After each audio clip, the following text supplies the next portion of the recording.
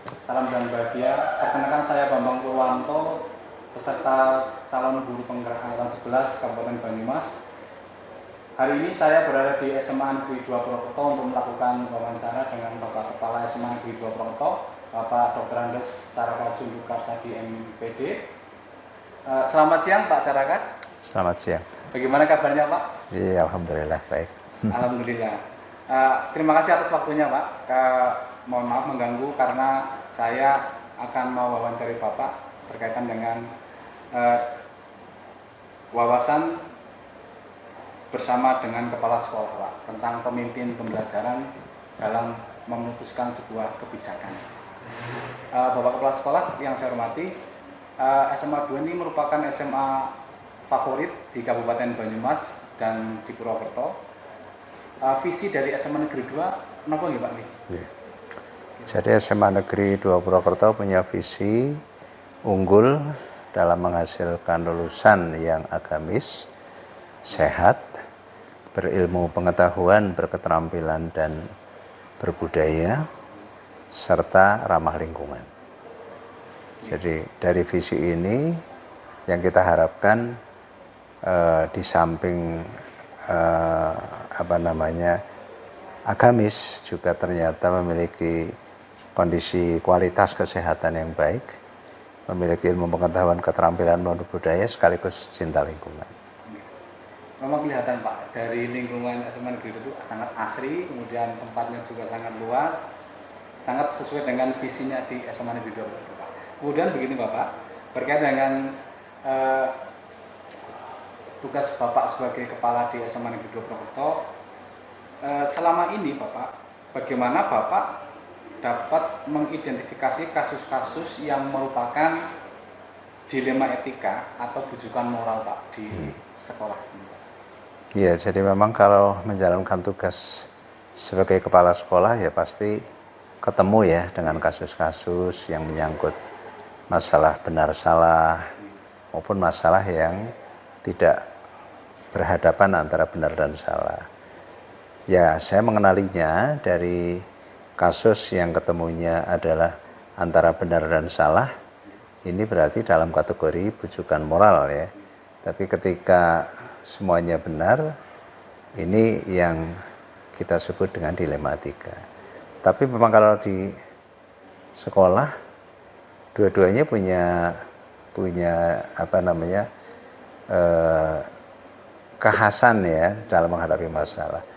Lebih mudah kita menghadapi masalah yang sifatnya bujukan moral daripada yang dilema etika. Kalau bujukan moral itu ya kita tahu persis ya ini benar salah ya udah, tidak sesuai regulasi, tinggal kita katakan bahwa ini tidak boleh diambil, bahwa ini harus diambil yang satunya dan sebagainya.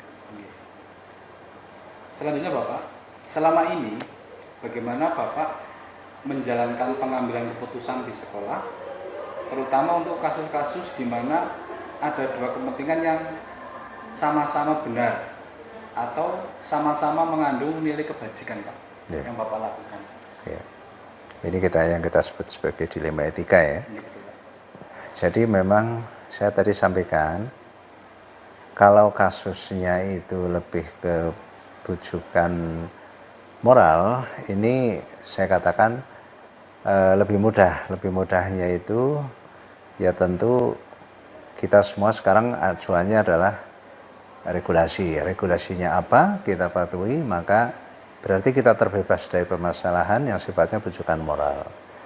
Nah, tapi memang pengalaman-pengalaman menghadapi kasus-kasus dilema etika ini yang harus punya kiat ya atau cara-cara penyelesaian. Artinya di dalam kasus dilema etika itu seolah-olah tidak ada pembatas yang jelas ya antara keputusan yang dijatuhkan pada yang satu atau keputusan yang lainnya, sehingga kita tentu harus memilih mana yang kemudian bisa menghasilkan kemaslahatan yang lebih besar.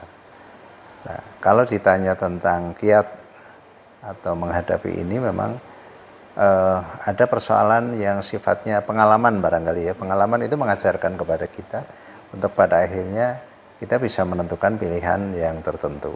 Tetapi mungkin sebelum soal pengalaman, kalau kepala sekolah dalam mengambil keputusan yang bersifat dilema etika, ya tentu direnungkan gitu ya, direnungkan, kemudian juga kalau ada waktu untuk diselesaikan dalam waktu yang lumayan cukup gitu, kita bisa mendiskusikan gitu.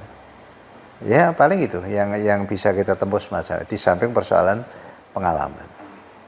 Kemudian mengkomunikasikan. Itu 3 hal saya kira. Direnungkan, didiskusikan, kemudian juga dikomunikasikan setelah diputuskan. Selanjutnya Bapak, langkah-langkah atau prosedur seperti apa yang biasa Bapak lakukan selama ini untuk penyelesaian masalah-masalah kasus dilema etika dan juga bujukan moral, Pak? Ya, kalau saya awali dari yang bujukan moral dulu yang lebih sederhana ya. Kalau bujukan moral itu kan kita malah mudah ya, dalam arti ketika menghadapi sesuatu kita ambil regulasi, maka kita akan memilih mana yang sesuai dengan regulasi, mana yang tidak. Karena yang tidak sesuai pasti sesuatu yang tidak baik, setidaknya itu sesuatu yang tidak dikehendaki oleh atasan kita atau oleh pembuat regulasi. Ketika kita bicara prosedur untuk yang yang dilema etika, ya kalau diurut-urutkan itu tadi ada dua model ya, ada 2 model pengambilan keputusan dilema etika. Yang pertama itu yang memang dalam waktu singkat harus dituntaskan, harus dijawab, harus selesaikan. Dalam kasus seperti ini ya tidak ada pilihan lain. Ya ketika mungkin disampaikan oleh salah satu orang langsung di hadapan kita, atau terungkap melalui sebuah rapat dinas, ataupun juga dijumpai di di dalam supervisi atau dijumpai di lingkungan sekolah, ya maka kalau memang harus dijawab cepat, ya kita jawab cepat. Tentu tidak, dalam hal ini tidak ada waktu untuk mendiskusikan dengan yang lain. Tapi ketika persoalan ini masih memberi ruang kepada kita untuk mendiskusikan dengan orang lain, saya biasanya mengambil kesempatan itu. Kenapa ya? Karena secukup-cukupnya pengalaman seorang kepala sekolah dalam kasus-kasus tertentu memerlukan juga pertimbangan orang lain. Setidaknya ini memang memudahkan kita untuk kemudian memastikan bahwa hasilnya itu lebih bisa diterima oleh orang pada umumnya. Ketika kita sudah mendiskusikan dengan orang lain, ketika masalah ini dikomunikasikan, pasti akan ada saatnya konfirmasi mungkin orang ini terhadap orang-orang lain. Nah, ketemunya orang yang sudah kita ajak diskusi tentu ada pada pihak di mana pengambilan keputusan itu diambil. Jadi kalau saya katakan prosedur atau urut-urutan, ya urutannya perenungan gitu kan, kemudian proses diskusi, kemudian selanjutnya proses mengkomunikasikan, ya kan, kemudian tindak lanjut, refleksi atau tindak lanjut. Itu kalau diurutkan. Selanjutnya Bapak, hal-hal apa saja yang selama ini merupakan tantangan dalam pengambilan keputusan pada kasus-kasus dilema etika? Misalnya ya, kalau ini kita anggap sebagai tantangan ya.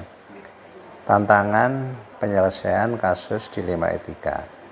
Kasus dilema etika itu kan kasus yang tidak benar, tidak salah. Ya mungkin benar lah, maaf, bukan tidak benar, tidak salah. Tidak salah dan tidak salah gitu ya. Kasus ini tidak mengandung kesalahan, tetapi kasus ini memerlukan penyelesaian secara bijak, ya kan? Secara bijak.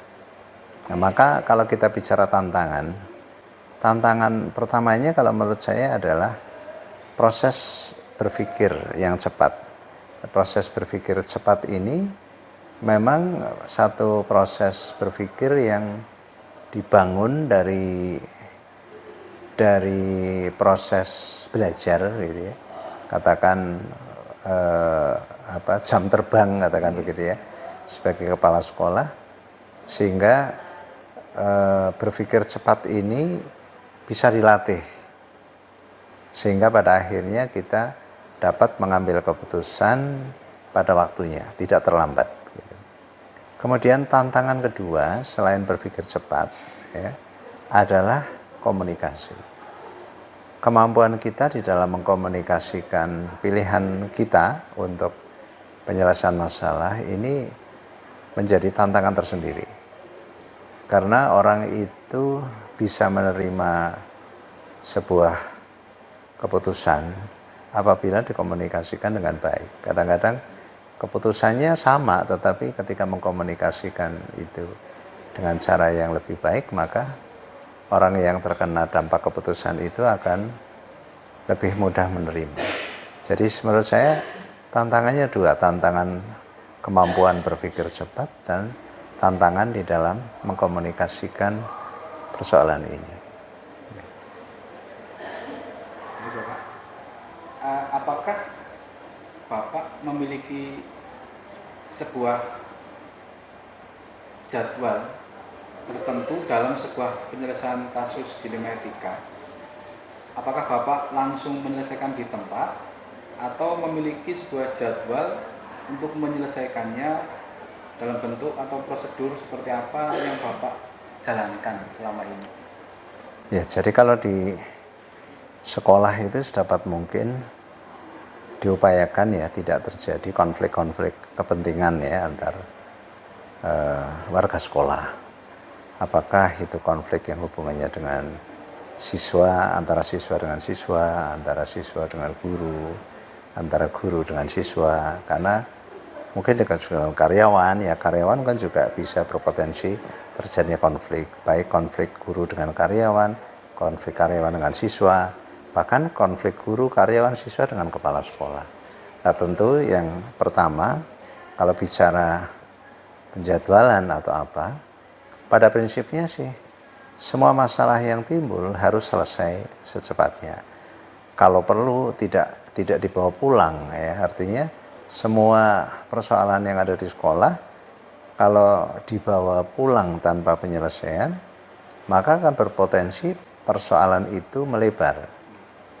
Ketika seorang guru atau seorang karyawan atau seorang siswa yang menghadapi masalah di sekolah, kemudian sempat pulang dulu, ya paling tidak di situ akan ada keluarganya, apa itu istri, suami, atau kakaknya, atau adiknya, atau tetangganya, apa yang dimungkinkan.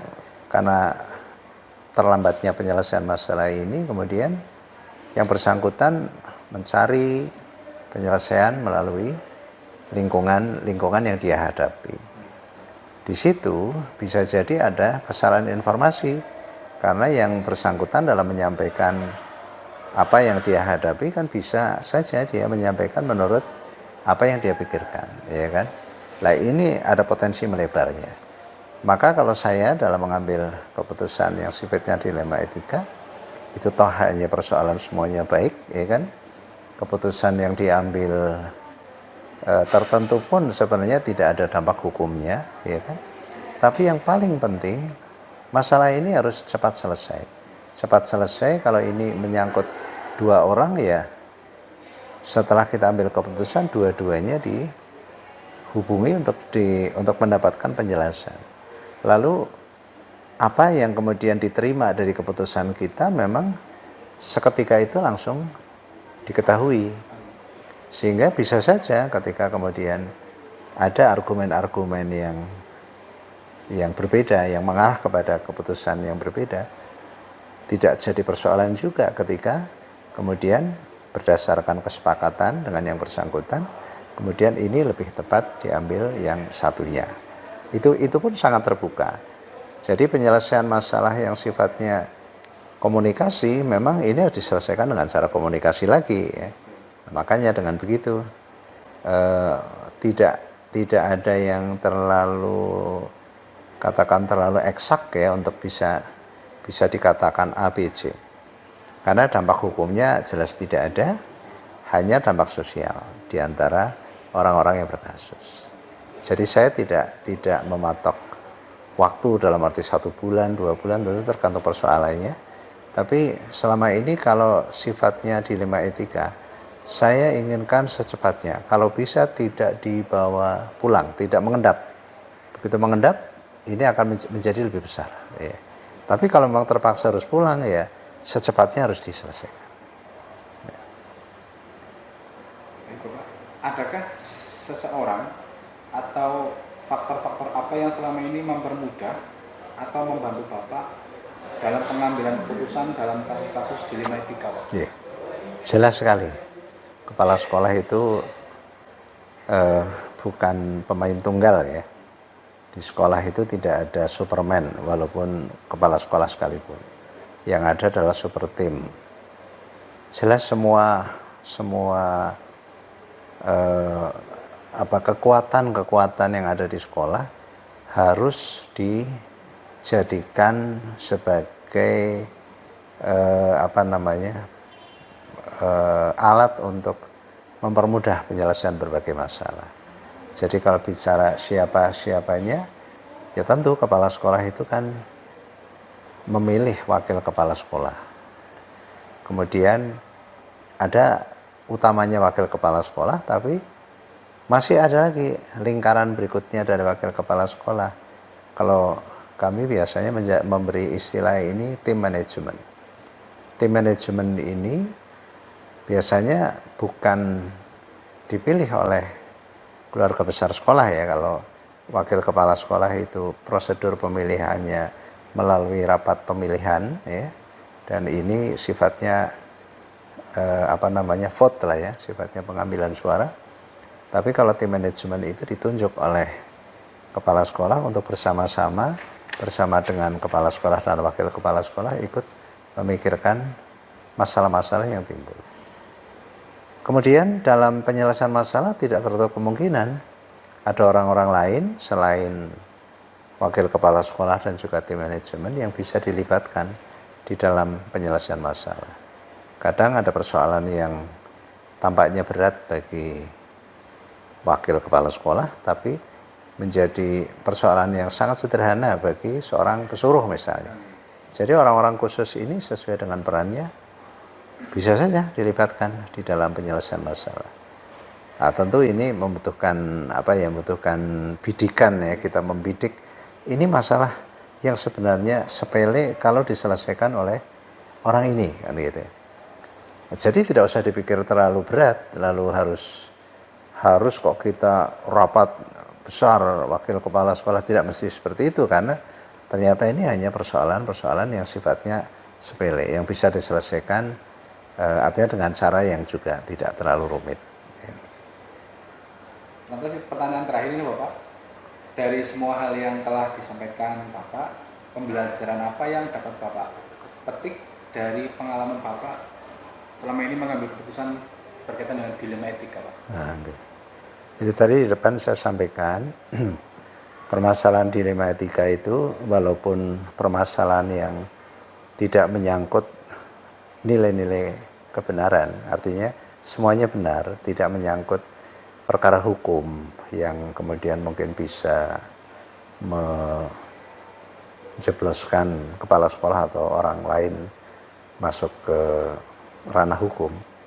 Tapi persoalan dilema etika ini adalah persoalan yang tidak sederhana. Yang harus saya katakan sebagai pembelajaran yang sudah dirasakan atau yang saya ambil dari penyelesaian persoalan dilema etika. Pertama, saya harus katakan bahwa tidak ada persoalan yang terlalu sulit, tapi juga tidak ada persoalan yang terlalu mudah. Artinya apa? Artinya kita tidak boleh menyepelekan masalah sekecil apapun. Walaupun kita harus senantiasa optimis, sebesar apapun masalah, pasti ada penyelesaiannya. Jadi proporsional lah kita melihat. Setelah saya menjalani, mungkin saya jadi kepala sekolah ini sudah 13 tahun ya, di tahun ke-13 ini.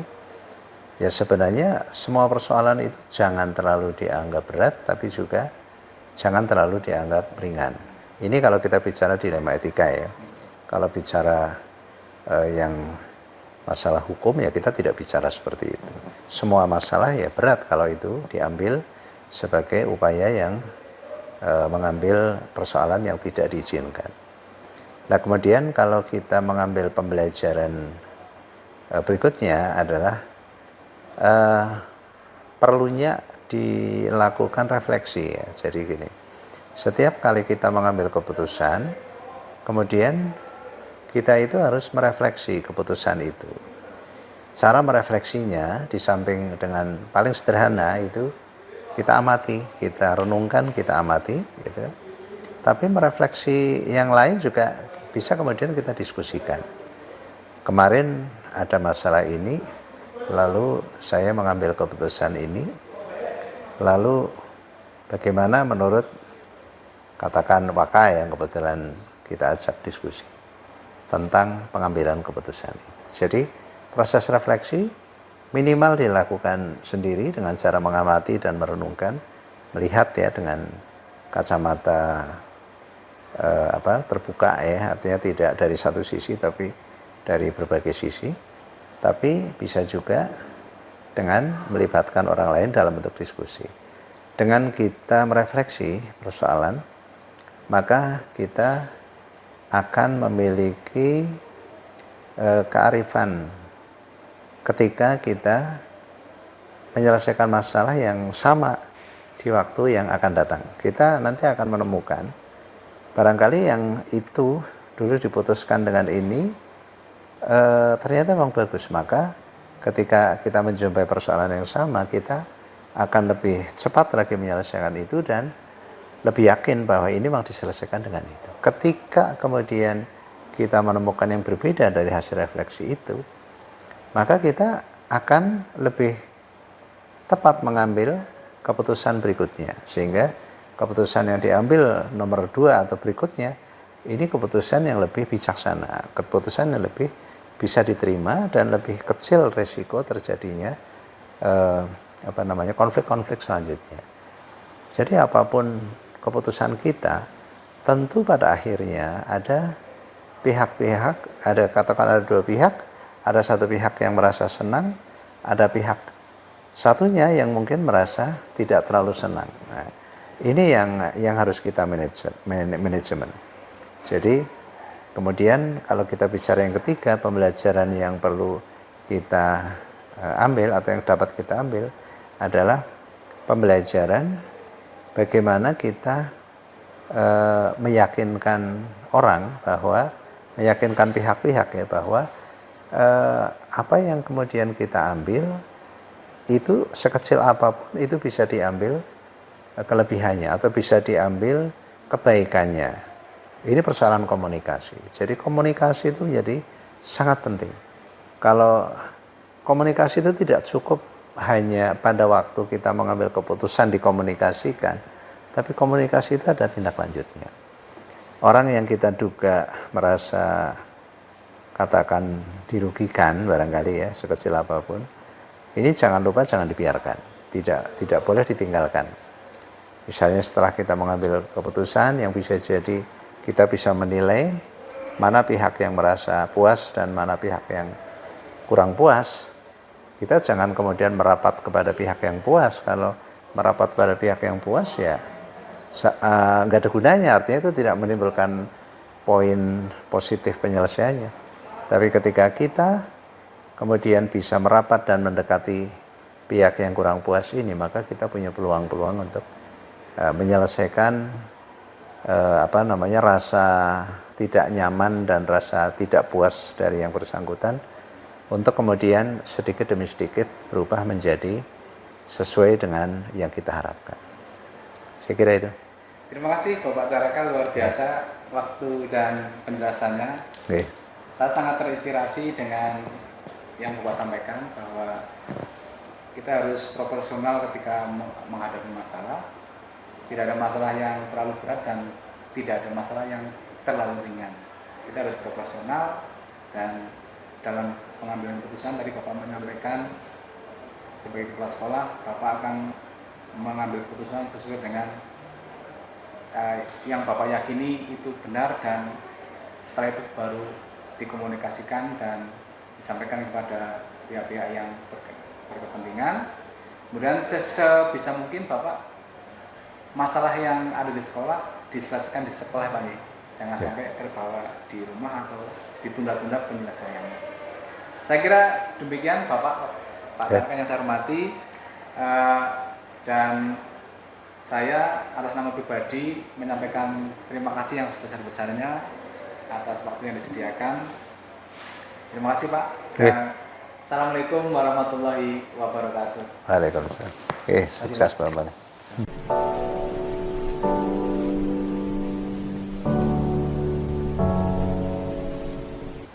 Assalamualaikum warahmatullahi wabarakatuh.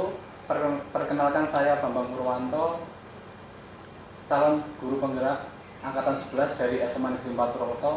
Hari ini saya akan mewawancari kepala sekolah saya, tempat saya bekerja, berkaitan dengan pengambilan keputusan yang berhubungan dengan dilema etika dan rujukan moral. Beliau adalah Bapak Kepala Sekolah saya sejak tahun 2022 hingga sekarang. Beliau bernama Bapak Wasono Adi Saputra MPD. Selain menjadi kepala sekolah, beliau juga menjadi sekretaris MKKS Kabupaten Banyumas. Selamat siang Bapak. Selamat siang. Bagaimana kabarnya Bapak? Alhamdulillah baik-baik saja walaupun sedikit batuk ini. Gimana? Semoga sembuh Pak batuknya. Iya, amin amin. Bapak mohon maaf saya mengganggu waktunya, karena hari ini saya harus wawancara dengan Bapak. Iya. Dan terima kasih atas waktunya Bapak. Iya. Bapak, SMA Negeri 4 ini merupakan SMA yang berada di jantungnya Kota Purwokerto, dan merupakan sekolah pilihan atau favorit di Kota Purwokerto dan Kabupaten Banyumas pada umumnya. Iya, iya. Visi dari sekolah kita apa ya Pak? Kira-kira? Iya. Terima kasih Pak Bambang atas kedatangannya di ruangan saya. Kalau visi dari SMA Negeri 4 itu terwujudnya peserta didik yang berbudi pekerti luhur, unggul prestasi, ada kreativitas, terdepan dalam teknologi informasi dan berwawasan lingkungan, gitu Pak. Baik Bapak, visi SMA Negeri 4 adalah salah satunya adalah unggul dalam teknologi informasi dan berwawasan lingkungan. Selanjutnya Bapak, selama Bapak menjadi kepala di SMA Negeri 4 Purwokerto, iya. Bagaimana Bapak dapat mengidentifikasi kasus-kasus yang merupakan dilema etika atau bujukan moral Pak? Ya, terima kasih Pak Bambang. Sesuai dengan visi misi SMA Negeri 4 Purwokerto yang tadi saya tambahkan juga visinya itu kami singkat dengan kata berlian nih, tadi berlian. Nah, terkait dengan tadi bujukan moral dan dilema etika, memang harus paham dulu apa itu bujukan moral dan dilema etika. Kalau bujukan moral itu kan ada kebenaran dan ini ya kesalahan ya. Kalau untuk dilematika itu ada dua-duanya itu kan sama-sama mengandung nilai-nilai kebajikan semuanya ya, saling kuat semuanya.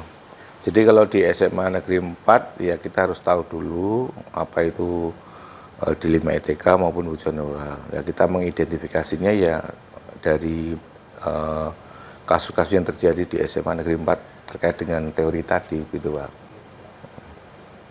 Baik Bapak, ya. Selanjutnya bagaimana Bapak menjalankan pengambilan keputusan di sekolah, terutama untuk kasus-kasus di mana ada dua kepentingan yang sama-sama benar atau sama-sama mengandung nilai kebajikan Pak? Ya, terima kasih.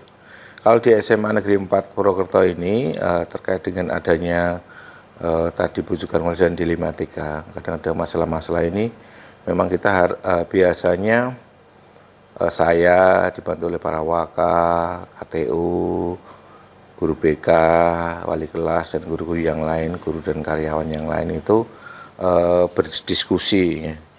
Nanti dari semua itu nanti ketika ada masalah nanti kita pertimbangan mana yang terbaik terhadap kasus-kasus tersebut tadi. Nah seperti itu. Jadi kita bisa berkolaborasi dengan berbagai pihak, khususnya di dalam sekolah itu sendiri. Bagus Bapak. Selanjutnya Bapak, langkah-langkah atau prosedur seperti apa yang biasa Bapak lakukan selama ini ketika mengalami dilema etika seperti itu? Nah, kalau langkah-langkahnya yang jelas sesuai dengan mungkin teori yang ada itu ya, kita lihat dulu yang namanya nilai-nilai, kita kenali dulu lah. Ya, nilainya kita kenali dulu, kemudian baru kita kumpulkan fakta, kemudian baru diuji. Diuji apakah fakta-fakta itu yang benar, mengandung kebenaran atau tidak benar. Kalau situ kan ada uji legal, nggak salah ya. Uji legal, regulasi, intuisi, publikasi atau panutan itu harus kita terapkan. Begitu juga dengan pengujian paradigma benar dan benar, prinsip resolusi, ada opsi trilemanya buat keputusan, dan kemudian setelah keputusan itu kita refleksikan. Jadi langkah-langkah itu penting sekali memang, karena dari awal tadi nilai-nilai sampai dengan diuji kebenarannya juga, sampai dengan kita refleksikan, itu penting sekali ketika mengambil sebuah dilema etika, gitu Pak. Betul Pak. Iya. Selanjutnya Bapak, Ya. hal-hal apa saja yang selama ini Bapak anggap efektif dalam pengambilan keputusan pada kasus-kasus dilema etika Pak? Yang jelas ketika kita akan mengambil keputusan adalah masalah-masalah yang dilema etika, yaitu kita memang berdasarkan hasil akhirnya nanti mau bagaimana sih nanti, itu juga harus kita pikirkan. Kemudian juga pada adakah ada aturan-aturannya ketika kita memutuskan gitu, ya berbasis peraturan, atau mungkin juga dengan rasa peduli. Maksudnya kadang-kadang kita ketika memutuskan juga ini nanti akan mengganggu personality atau tidak dan sebagainya. Jadi ada 3 hal itu yang mungkin menjadi bahan pertimbangan saya selaku kepala sekolah di SMA 4 ini ketika menghadapi dilema etika itu tadi, Pak. Ya. Selanjutnya Bapak, hal-hal apa saja yang selama ini merupakan tantangan Bapak? Tantangan dalam pengambilan keputusan pada kasus-kasus dilema etika. Tantangannya. Tantangan kalau di SMA 4 Purwokerto itu tantangan ketika ada suatu kasus misalnya dilema etika ya. Itu biasanya itu ada rasa puas dan tidak puas itu. Itu yang utama itu biasanya ketika semua sama-sama ini benar, sama-sama baik ya. Itu kadang-kadang ya di satu sisi jangan sampai merugikan yang lain, satu sisi juga merugikan yang lain. Tapi yang jelas itu tantangannya seperti itu, Pak. Jadi kadang-kadang itu kan ada pihak-pihak yang jangan sampai dirugikan, merasa dirugikan atau tidak dirugikan, seperti itu Pak. Ya seperti itu. Begini Bapak, untuk apakah Bapak memiliki sebuah kegiatan atau jadwal-jadwal tertentu dalam sebuah penyelesaian kasus dilema etika di sekolah? Apakah Bapak langsung menyelesaikan di tempat atau memiliki sebuah jadwal untuk menyelesaikan atau bentuk prosedur seperti apa yang Bapak selama ini jalankan ketika ada masalah-masalah yang berkaitan dengan dilema etika, Pak? Iya, untuk kami, khususnya saya selaku kepala sekolah, itu kalau di SMA 4 kita memang kalau kasus-kasus yang sifatnya insidental kita akan selesaikan, ya. Selesaikan. Tapi kalau untuk kasus-kasus yang nanti berakibat panjang tadi berkaitan dengan peraturan, kaitan dengan rasa peduli maupun yang lain tadi, itu kita katakanlah kita jadwalkan, karena memang mengumpulkan para waka, KTU, ketua wali kelas dan guru-guru itu juga karena sedang mengajar juga ya. Jadi memang ada jadwal yang rutin sama ada yang izin detail gitu Pak. Seperti itu Pak paling. Selanjutnya Bapak, adakah seseorang atau faktor-faktor apa yang selama ini mempermudah atau membantu Bapak dalam mengambil keputusan dalam kasus-kasus dilema etika? Ya, yang jelas yang mempermudah ya stakeholder warga sekolah Pak.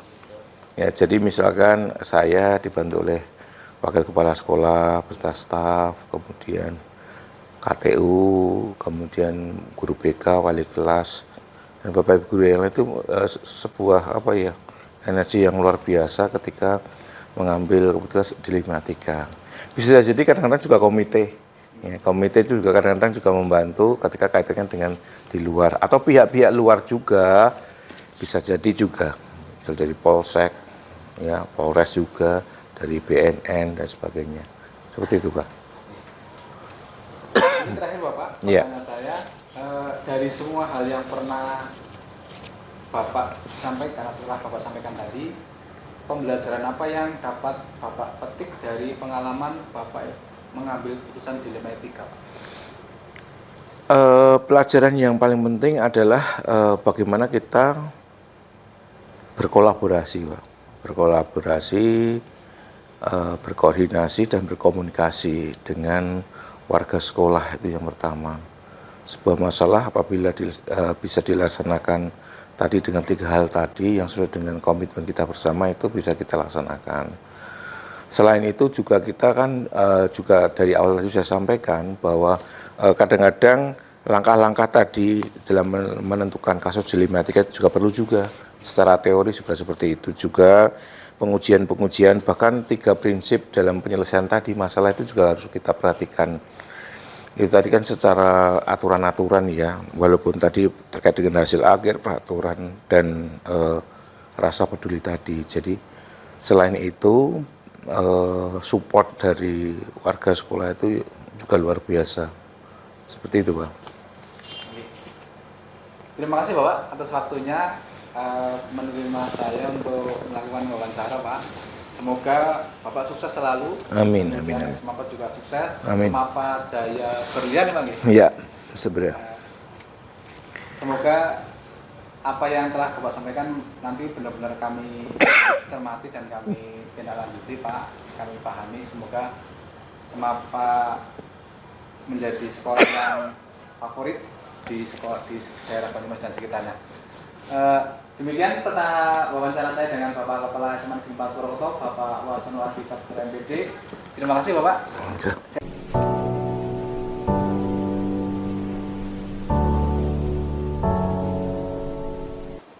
Assalamualaikum warahmatullahi wabarakatuh. Waalaikumsalam warahmatullahi wabarakatuh. Perkenalkan saya Bambang Purwanto, guru SMA Negeri 4 Purwokerto yang sedang mengikuti program calon pendidikan guru penggerak angkatan 11 Kabupaten Banyumas. Kali ini saya bersama Ibu Kepala Sekolah SMA Negeri 5 Purwokerto bersama Ibu Erlin Retnovianti MPD. Selamat siang Ibu. Selamat siang, sehat Pak Bambang. Alhamdulillah Ibu sehat. Salam bahagia. Terima kasih Ibu. Ibu juga alhamdulillah sehat bahagia Ibu. Nih, alhamdulillah. Ibu mohon maaf mengganggu waktunya karena saya ingin melakukan wawancara berkaitan dengan tugas saya di modul 3.1.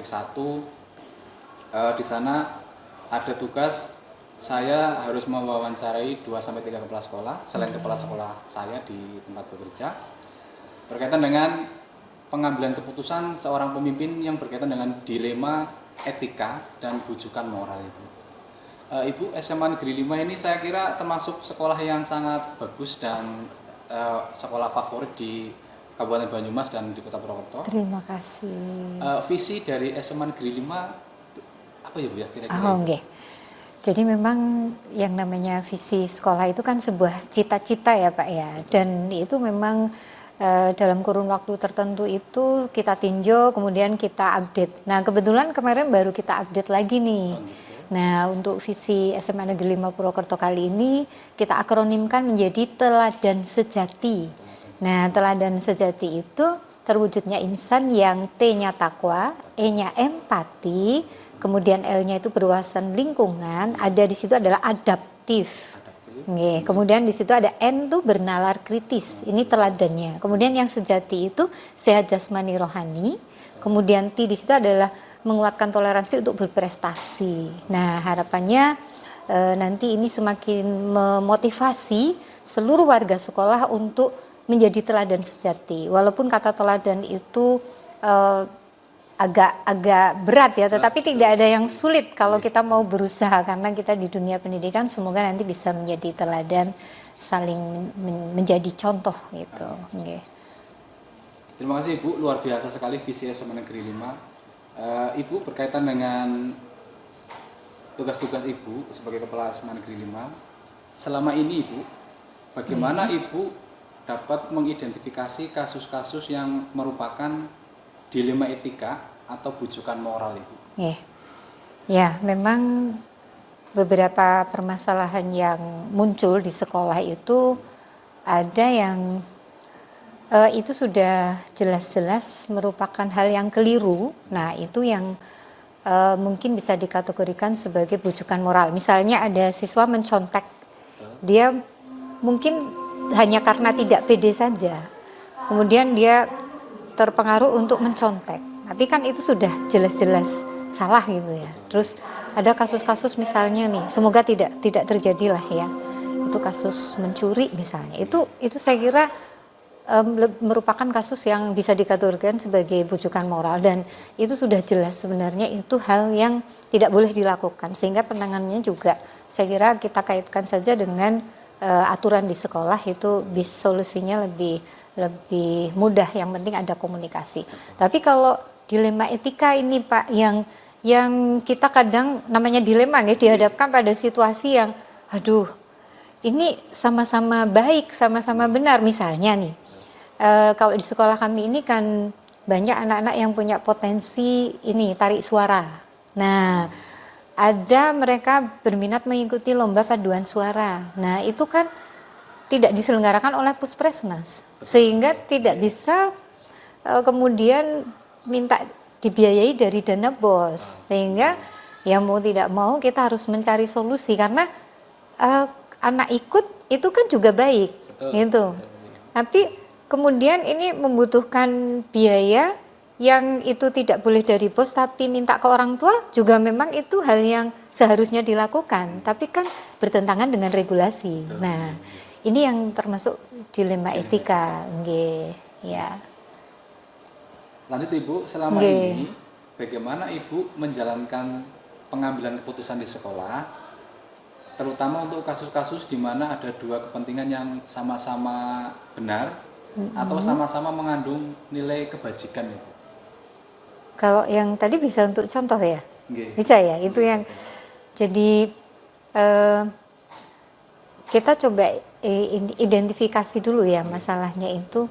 Oh, ini ada anak berminat untuk mengembangkan talentanya, tapi biayanya besar, sehingga apa nih yang harus kita lakukan? Maka kita kumpulkan dulu anak-anak yang memang minatnya besar, terus orang tuanya juga setuju. Nah, setelah itu baru kita adakan komunikasi. Nah, itu setelah komunikasi nanti kita hadirkan juga komite nih Pak, karena biar bagaimanapun kan komite juga harus tahu, dan biasanya komite ini menjadi mediator bagi kami dan orang tua. Nah, nanti kalau sudah dibicarakan di situ, kemudian ada pilihan, nih Bapak Ibu mau mensupport atau tidak gitu. Kalau mensupport berarti nanti siap dengan konsekuensi ini. Biasanya ketika di awal pertemuan itu sudah kita tanting, itu ya ada banyak orang tua yang mensupport, sehingga siap dengan konsekuensi mendukung anaknya untuk latihan, sampai gladi, sampai berproses ikut kompetisi dan menghasilkan prestasi begitu. Luar biasa Ibu. Kemudian pertanyaan selanjutnya, langkah-langkah atau prosedur seperti apa yang biasa Ibu lakukan selama ini dalam pengambilan keputusan yang berkaitan dengan dilema etika, Bu? Nah, ya. Itu tadi Pak Bambang. Yang pertama kita mencoba mengidentifikasi masalahnya dulu. Kan ada permasalahan yang oh ini kategori ringan, oh ini sedang, oh ini kayaknya berat gitu ya. Jadi kita identifikasi dulu. Setelah itu kita kumpulkan informasi. Dan kami itu secara berkala mengadakan koordinasi wali kelas. Nah, itu diagendakan dengan mengambil 2 jam pelajaran. Itu yang sebenarnya jam pelajaran sudah kita atur kita kurangi sekian menit sehingga terhimpun sekian menit, itu anak-anak tetap bertemu selama sekian jam, tapi kemudian ada jam yang sudah kita kurangi, kita himpun, itu kita manfaatkan untuk pertemuan dengan wali kelas ya. Satu hari ini misalnya kelas 12, besok kelas 11, besok kelas 12. Nah, dari wali kelas itulah kemudian kita mendapatkan laporan-laporan, sehingga laporan itu ada anak yang berprestasi di kelas, ada yang anak yang unik atau kita mengatakan spesial. Nah, itu kita kategorikan dulu, kita klasifikasikan dulu permasalahannya. Nanti setelah kita kumpulkan informasi dari wali kelas, kita juga sampaikan kepada orang tua siswa, sehingga ada komunikasi dengan orang tua, konfirmasi bagaimana keadaan anaknya di rumah, mengapa di sekolah seperti ini. Lalu kita coba berikan alternatif pemecahannya. Itu ada beberapa anak yang menunjukkan perilaku kurang baik ketika kemudian kita tangani bersama dengan orang tua. Tentu saja ini kalau garda depan kan kesiswaan dan BK ya. Betul. Itu juga ada apa ini, anak diminta untuk rajin-rajin lapor diri ke BK, itu kan terpantau, sehingga anak itu kemudian alhamdulillah sih tumbuh kesadarannya untuk kemudian menjadi baik ya gitu. Selanjutnya Ibu, hal-hal apa saja yang selama ini Ibu anggap efektif dalam pengambilan keputusan pada kasus-kasus dilema etika, Bu? Hal-hal yang efektif menurut Ibu? Yang efektif ya, yang efektif tentunya kita harus melakukan komunikasi. Kalau tadi dengan wali kelas, mungkin tidak hanya dengan wali kelas tapi juga dengan tim manajemen. Kalau itu sudah permasalahannya, klasifikasinya sudah bukan ringan atau sedang tapi berat, ini tentu melibatkan tim manajemen dalam mengambil keputusan, kemudian juga kita sharingkan dengan komite juga. Nah, lalu kemudian kita hadirkan orang tua juga gitu. Nah, begitu juga untuk masalah-masalah yang tadi seperti anak mau ikut lomba. Nah, itu juga kita libatkan komite juga. Kemudian sampai kepada kemarin itu anak kan ikut lomba ke luar kota itu Pak. Jadi biayanya cukup besar sehingga untuk menempuh perjalanan kan butuh transportasi dan itu melibatkan biro, maka biro itu juga kita hadirkan untuk presentasi dulu. Nah, itu yang semacam itu juga ada tahapan-tahapan yang kita dalam menentukan pilihan itu ada proses gitu. Jadi anak-anak dilatih untuk berproses dan selektif gitu ya, untuk itu bagian dari kehati-hatian dalam melangkah gitu, saya kira itu. Selanjutnya Ibu, hal-hal apa saja yang selama ini merupakan tantangan dalam pengambilan keputusan pada kasus-kasus dilema etika yang itu mungkin di sekolah ini pernah alami? Iya Pak. Nah, ketika keputusan sudah diambil, itu ada memang beberapa teman gitu yang kurang sependapat gitu. Nah, maka tugas kami adalah mencoba memberikan pengertian, pemahaman. Saya masih dengan contoh yang tadi ya, yang ini kan mahal, biayanya besar gitu. Kemudian kami yakinkan bahwa ini sudah didukung oleh orang tua gitu. Dan kalau sudah seperti itu, kita sebagai bagian dari orang tua di sekolah juga harus mensupport. Tapi ya ada saja yang itu kan jadi sering izin, nggak ikut pelajaran, ada dispen. Nah itu kalau sudah seperti itu, kami juga komunikasikan dengan siswa. Kamu sudah diberi kesempatan untuk mengembangkan talenta kamu, tapi tugas utama kamu kan belajar. Jadi kami juga berikan pengertian kepada siswa untuk, ayo kamu harus proaktif dengan Bapak Ibu guru juga untuk tetap mengutamakan tugas utama kamu belajar di sekolah. Insya Allah dengan komunikasi dengan Bapak Ibu guru, dengan siswa juga, kemudian ada solusi yang anak-anak itu bisa mengembangkan talenta juga seiring dengan tugas utamanya belajar. Ya itu Pak memang ada gitu. Tantangannya Ibu. Nah, selanjutnya Ibu, apakah Ibu memiliki sebuah jadwal atau cara-cara tertentu dalam sebuah penyelesaian sebuah kasus dilema etika apakah Ibu langsung mau menyelesaikan di tempat atau memiliki sebuah jadwal untuk menyelesaikannya, atau dalam bentuk prosedur seperti apa yang biasanya Ibu jalankan selama ini? Gitu ya. Sebenarnya sih kalau menyelesaikan permasalahan yang terjadwal atau tidak itu kita melihat itu tadi Pak, tingkat kasusnya itu.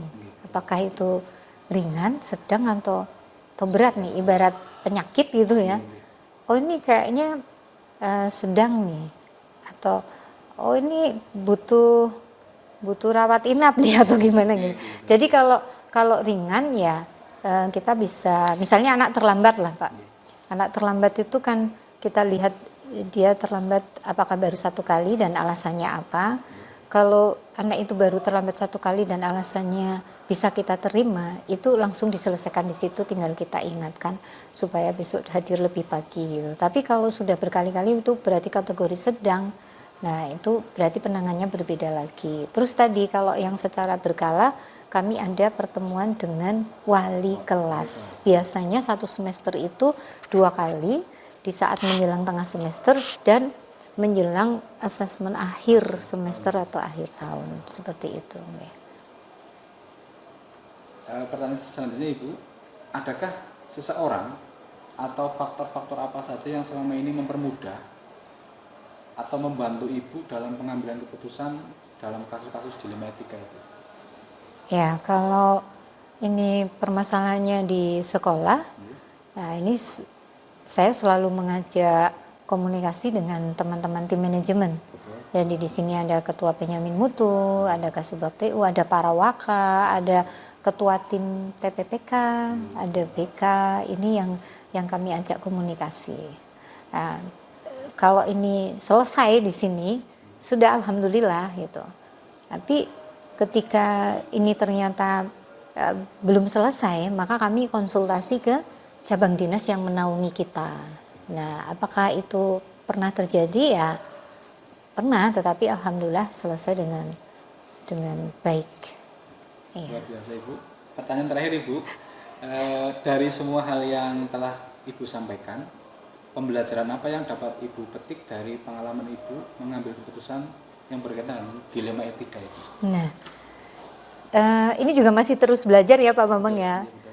Jadi memang ketika kita dihadapkan pada sebuah permasalahan itu, ya pertama kita harus berpikir jernih ya, harus tenang dulu gitu, tenang.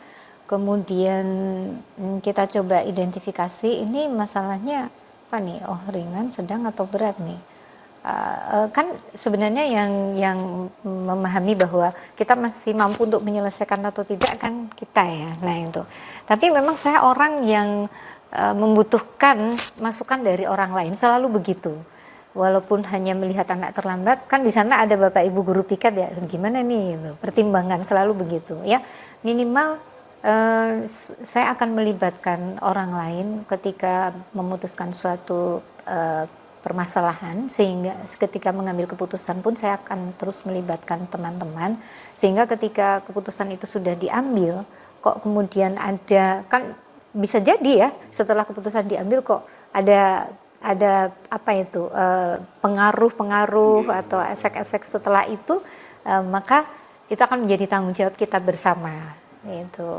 Hanya memang tergantung permasalahannya. Kalau permasalahannya ringan ya paling hanya 1-2 teman, tapi kalau sedang mungkin lebih banyak lagi. Kalau besar ya semua tim kami libatkan. Begitu Pak. Luar biasa Ibu, terima kasih atas penjelasan Ibu, dan sekali lagi saya sungguh luar biasa Ibu menjadi dalam pengambilan keputusan itu selalu mempertimbangkan orang lain juga untuk diajak untuk bersharing. Kemudian memang betul Ibu, setiap pengambilan keputusan itu hasilnya itu kadang-kadang ada yang setuju dan ada yang tidak setuju. Ibu tadi menyampaikan bahwa komunikasi hal yang sangat penting Bu ya. Dan saya kira memang di mana-mana juga komunikasi itu sangat penting supaya semua apa yang kita putuskan menjadi hal yang sangat bermanfaat bagi semua orang. Iya betul. Demikian Ibu, terima kasih atas waktunya dan pencerahannya. Sekali lagi saya mohon maaf atas mengganggu waktu Ibu, dan terima kasih. Dan Terima kasih. Assalamualaikum warahmatullahi wabarakatuh. Waalaikumsalam warahmatullahi wabarakatuh. Salam bahagia. Nggih, Terima kasih, nggih, Bu. nggih.